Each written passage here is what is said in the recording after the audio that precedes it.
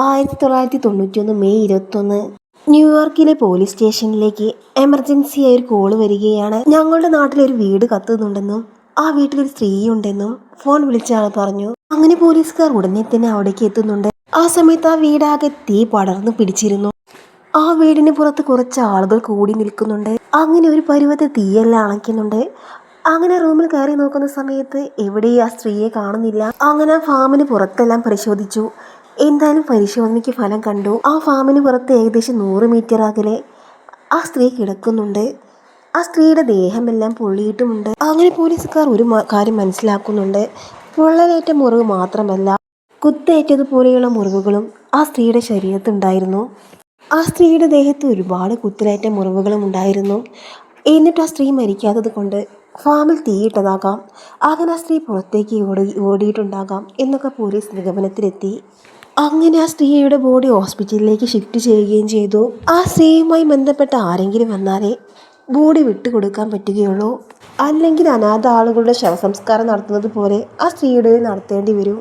അങ്ങനെ പോലീസ് സംഘം അന്വേഷണവുമായി പോവുകയാണ്. നബീന എന്ന് പറയുന്ന ആ സ്ത്രീ ആ വീട്ടിൽ ഒറ്റയ്ക്ക് താമസിക്കുകയാണ്.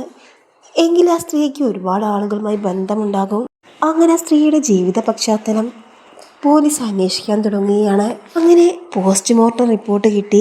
അങ്ങനെ പോസ്റ്റ്മോർട്ടം റിപ്പോർട്ട് പ്രകാരം ആ സ്ത്രീയെ കടിച്ച അടയാളമുണ്ട്. കത്തിക്കൊണ്ടുള്ള കുത്തൽ മാത്രമല്ല, കടിച്ച അടയാളവുമുണ്ട് എന്ന് പോസ്റ്റ്മോർട്ടം റിപ്പോർട്ടിൽ നിന്ന് മനസ്സിലാക്കുകയാണ്. ആ സ്ത്രീയുടെ രക്തം കലർന്ന ടീഷർട്ടും ഫാം ഹൗസിൻ്റെ അടുത്ത് നിന്ന് പോലീസ് കണ്ടെത്തി. ആ ടീഷർട്ട് ഒരു പ്ലാസ്റ്റിക് കവറിലേക്ക് മാറ്റി അതിന് ലാബിലേക്ക് എക്സാമിനേഷന് വേണ്ടി അയച്ചിരിക്കുകയാണ്. അതുമാത്രമല്ല, നബീനയുടെ ശ്വാസകോശത്തിൽ പുകയുടെ അംശമുണ്ട്. ഇതോടുകൂടി പോലീസുകാർ ഒരു കാര്യം കൂടി വ്യക്തമാവുകയാണ്. ഫാം ഹൗസിൽ തീ പിടിക്കുന്ന സമയത്ത് നബീന അതിനുള്ളിൽ തന്നെയുണ്ട്. അവരെ കൊല്ലുക എന്നൊരൊറ്റ ഉദ്ദേശം വെച്ചാണ് ദേഹത്ത് കുത്തിയതും അതുപോലെ തന്നെ ഫാം ഹൗസിൽ തീയിട്ടതും എന്ന കാര്യമെല്ലാം പോലീസ് മനസ്സിലാക്കുന്നുണ്ട്. നബീനയ്ക്ക് ഒരു ബോയ് ഫ്രണ്ട് ഉണ്ട്. നബീനയെ അയാളുമായി പിരിഞ്ഞ് താമസിക്കുകയാണ്. റോൺ ബെഞ്ച് എന്നാണ് അയാളുടെ പേര്. എന്നാൽ പോലീസുകാർ അയാളിലേക്ക് അന്വേഷണം വ്യാപിച്ചു. അങ്ങനെ പോലീസുകാർ റോൺ ബെഞ്ചിനെ കാണുന്നുണ്ട്. നബീനയുടെ പൂർണ്ണ സമ്മതത്തോടു കൂടിയാണ് ബന്ധം പിരിഞ്ഞതെന്നും തങ്ങൾക്കിടയിൽ അഭിപ്രായ വ്യത്യാസങ്ങളുണ്ടായിരുന്നു എന്നും പരസ്പര സമ്മതത്തോടു കൂടി വേർപിരിഞ്ഞു എന്നും എന്നാലും ഞങ്ങൾ സൗഹൃദം കാത്തു സൂക്ഷിക്കുന്നുണ്ടെന്നും അയാൾ പറഞ്ഞു. എന്നാലും തങ്ങൾക്കിടയിൽ ഒരു പ്രശ്നവുമില്ല. തൻ്റെ ഫാം ഹൗസിലാണ് നബീന ഇത്രയും കാലം താമസിച്ചതെന്നും നബീനയ്ക്ക് വീട് റെഡിയാകുന്നത് വരെ താൻ തന്നെയാണ് അവിടെ താമസിക്കാൻ അനുവാദം നൽകിയതെന്നും അയാൾ പറഞ്ഞു. നബീനയ്ക്ക് തീ പിടിക്കുന്ന സമയത്ത് റോൺ ബെഞ്ച് അവിടെ ഉണ്ടായിരുന്നോ എന്നൊരു ചോദ്യം പോലീസുകാരുടെ മനസ്സിലുണ്ടായി. റോൺ ബെഞ്ച് ആ സമയത്ത് അവിടെ ഇല്ലായിരുന്നു എന്നും സുഹൃത്തിനൊപ്പം ദൂരെ ഒരു നഗരത്തിലായിരുന്നു എന്നും CCTV ദൃശ്യങ്ങളുടെ തെളിവനുസരിച്ച് പോലീസുകാർക്ക് കിട്ടി. പിന്നെ ആ കൊലപാതകത്തിന് കാരണം ആരാകും എന്ന ചോദ്യം പോലീസുകാരുടെ മനസ്സിൽ വന്നു. അങ്ങനെ പോലീസുകാർ ഒരു കാര്യം കൂടി അറിയുകയാണ്. ആ നാട്ടിൽ റോയി എന്നു പേരുള്ള ഒരാളുണ്ടായിരുന്നു. അയാൾ അയാളുടെ മകളെ അടിമയെ പോലെ കാണുന്നുണ്ടെന്നും മാനസികമായി ഉപദ്രവിക്കുന്നുണ്ടെന്നും സബീനയ്ക്ക് വിവരം കിട്ടുകയാണ്. അങ്ങനെ അന്വേഷണത്തിനായി റോയിയുടെ വീട്ടിലേക്ക് എത്തി. അങ്ങനെ സബീനയും റോയും തമ്മിൽ വാക്കുതർക്കമുണ്ടായി. താൻ തൻ്റെ മകളെ നന്നായി നോക്കുന്നുണ്ടെന്നും തൻ്റെ മകളെ അടർത്തി മാറ്റാൻ വേണ്ടി ഇങ്ങനെ ഓരോ കാര്യങ്ങൾ പറയരുതെന്ന് റോയി പറഞ്ഞു. അങ്ങനെ എന്തായാലും അന്വേഷണത്തിനൊടുവിൽ റോയിയുടെ മകളെ ഹോസ്റ്റൽ ഹൗസിലേക്ക് മാറ്റി പാർപ്പിക്കുന്നുണ്ട്. ഇത് റോയിയെ മാനസികമായി വളരെ വിഷമിപ്പിച്ചു. അങ്ങനെ സബീനയുടെ അടുത്ത് വന്ന് റോയി വഴക്കിടുകയും അങ്ങനെ എല്ലാവരും അത് കേട്ട കാര്യവുമാണ്. അങ്ങനെ പോലീസുകാർ മനസ്സിൽ ഉറപ്പിച്ചു, മരിച്ചത് സബീനയാണെങ്കിൽ കൊന്നത് റോയി തന്നെ. അങ്ങനെ റോയിയെ പോലീസുകാർ പൊക്കുന്നുണ്ട്. അങ്ങനെ റോയി പറയുന്നുണ്ട്, സംഭവം നടന്ന ദിവസം താൻ നാട്ടിലില്ലായിരുന്നു, താൻ തൻ്റെ ഗേൾഫ്രണ്ടിൻ്റെ കൂടെയാണെന്നും റോയി പറഞ്ഞു. അങ്ങനെ പോലീസുകാർ ഗേൾഫ്രണ്ടിനെ കുറിച്ച് റോയിയോട് ചോദിക്കുന്നുണ്ട്. അങ്ങനെ ഡയാന എന്ന് റോയി പറയുകയും അങ്ങനെ ഡയാനയുടെ അഡ്രസ്സും റോയി കൊടുക്കുന്നുണ്ട്. അങ്ങനെ പോലീസുകാർ ഉടനെ തന്നെ ഡയാനയെ തേടി പോവുകയാണ്. അങ്ങനെ ഡയാനയോട് കാര്യങ്ങൾ ചോദിക്കുന്നുണ്ട്.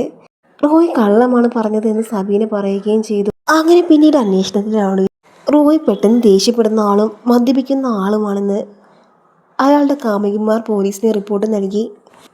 അങ്ങനെ റോയി മനസ്സിലുള്ള പക വെച്ച് സബീനയെ കൊന്നിരിക്കാം എന്ന റിപ്പോർട്ടിൽ പോലീസ് എത്തുകയും അങ്ങനെ കേസ് കോടതിയിൽ എത്തുകയും ചെയ്തു. അങ്ങനെ 25 വർഷത്തെ തടവ് റോയിക്ക് വിധിക്കുകയാണ്. എന്നാൽ റോയിയുടെ മനസ്സിലാകെ വല്ലാത്ത വിഷമമാണ്. താനൊരു തെറ്റും ചെയ്തിട്ടില്ല, നിരപരാധിയായ തനിക്ക് 25 വർഷത്തെ തടവാണ് ലഭിച്ചത്. എങ്ങനെയെങ്കിലും സത്യങ്ങൾ തെളിയിക്കണം എന്ന ചിന്ത റോയിയുടെ മനസ്സിലാകെ നിറഞ്ഞു. കോടതിയിൽ വ്യക്തമായിട്ടുള്ള അന്വേഷണവും കാര്യങ്ങളും ഒന്നും നടന്നിട്ടില്ല. എന്തായാലും അന്വേഷിക്കണം, സത്യങ്ങൾ കണ്ടുപിടിക്കണം എന്ന തീരുമാനം റോയി എടുക്കുകയാണ്. ആ കടിച്ച പാട് പ്രധാന തെളിവാണ്. സബീനെ അണിഞ്ഞ ബനിയയിൽ കടിച്ച ആളുകളുടെ സലൈവ പതിഞ്ഞിരിക്കും. അതുകൊണ്ട് ഒന്നും കൂടി പരിശോധിക്കാൻ വേണ്ടി റോയി കോടതിയോട് ആവശ്യപ്പെടുകയാണ്. എന്നാൽ കോടതി പിന്നീട് അത് നിഷേധിക്കുകയും ചെയ്യുന്നുണ്ട്. റോയി തെറ്റൊന്നും ചെയ്യില്ല എന്നും ആ ജയിലിലെ പോലീസ് ഉദ്യോഗസ്ഥർക്ക് മനസ്സിലാവുകയും ചെയ്യുന്നുണ്ട്. അങ്ങനെ റോയി ഇന്നസെന്റ് ഗ്രൂപ്പിനെ കുറിച്ച് അറിയുകയാണ്. 1992 ഇന്നസെന്റ് ഗ്രൂപ്പ് UAE വന്നത്. നിരപരാധികളായ കുറ്റവാളികൾ ജയിലിലുണ്ടെങ്കിൽ അവരെ പുറത്തേക്ക് കൊണ്ടുവരിക, അതാണ് ഇന്നസെന്റ് ഗ്രൂപ്പിന്റെ ലക്ഷ്യം. 13 വർഷത്തിനിടെ 25-ലധികം കുറ്റവാളികൾ നിരപരാധികളാണെന്ന് തെളിയിച്ച് അവരെ ജയിൽ മോചിതരാക്കാൻ ഇന്നസെന്റ് ഗ്രൂപ്പിന് സാധിച്ചിട്ടുണ്ട്. അങ്ങനെ ഒരുപാട് ആളുകളെ ഇന്നസെന്റ് ഗ്രൂപ്പ് ജയിൽ മോചിതരാക്കിയിട്ടുണ്ട്. അങ്ങനെ റോയിക്ക് വല്ലാത്തൊരാശ്വാസം തോന്നുകയാണ്. തന്നെ രക്ഷിക്കാൻ ഇന്നസെന്റ് ഗ്രൂപ്പിന് സാധിക്കുമെന്ന് റോയി ചിന്തിക്കുന്നുണ്ട്.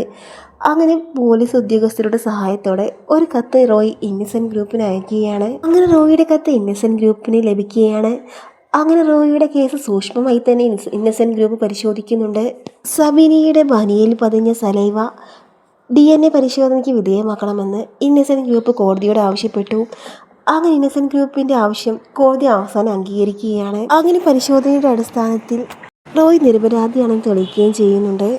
അങ്ങനെയാണെങ്കിൽ സബിനെ കൊന്നത് ആരായി? അങ്ങനെ ഇന്നസെന്റ് ഗ്രൂപ്പ് സബിനുമായി ബന്ധപ്പെട്ട എല്ലാവരെയും പരിശോധനയ്ക്ക് വിധേയമാക്കുക. സബിന്റെ കൊലപാതകത്തെക്കുറിച്ച് സബിന്റെ വീട്ടുജോലിക്കാരനോടും ഇന്നസെന്റ് ഗ്രൂപ്പ് ചോദിക്കുന്നുണ്ട്.